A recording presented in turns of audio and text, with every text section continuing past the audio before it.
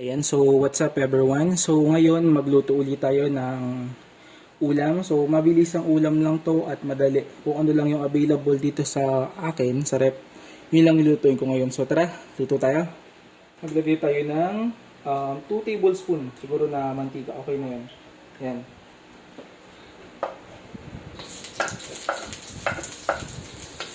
Ayan, so una nating ilalagay ang ating sibuyas of course. So naglagay po tayo dyan ng isang buong sibuyas. So medyo malaki ng konti din yan.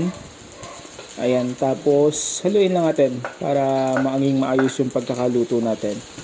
Ayan, pagtapos nyan, siguro 5 to 10 seconds po, isunod natin agad yung bawang natin. So 4 cloves po ng bawang yung aking ginamit dyan. Tapos haluin lang po natin.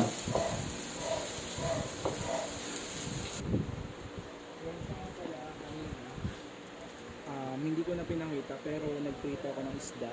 Yan, ilalahok natin to mamaya, galunggong sa ating gigisahing gulay. Natin to mamaya, galunggong sa ating gigisahing gulay.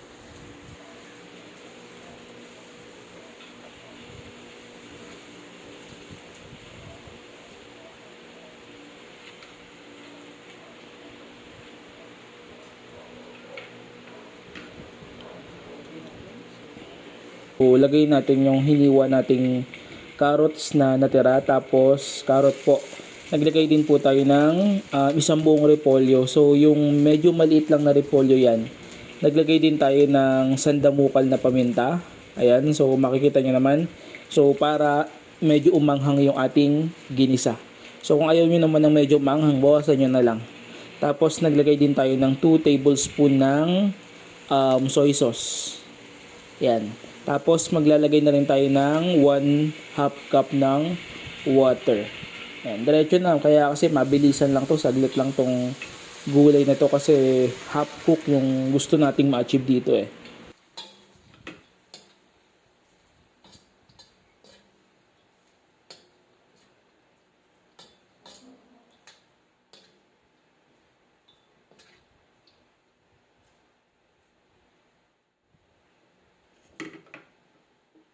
And tapos tinakpan lang natin ito and nung kumulo na siya, binuksan natin at hinalo po natin ulit. So ganyan lang, 'di ba? Napakadali, napakasimpleng ulam pero masarap at healthy.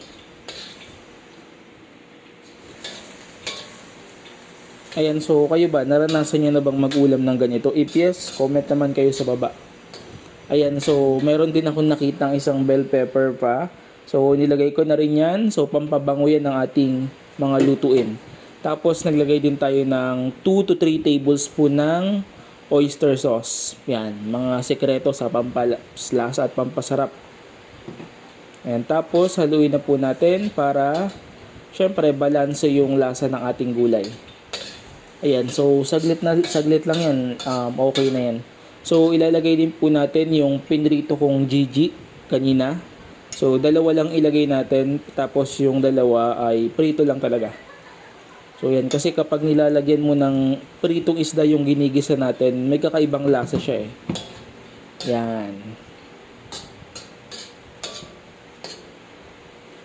Yan, tapos yan, takpan lang uli natin. So parang huling kulo na yan. Saglit lang yan.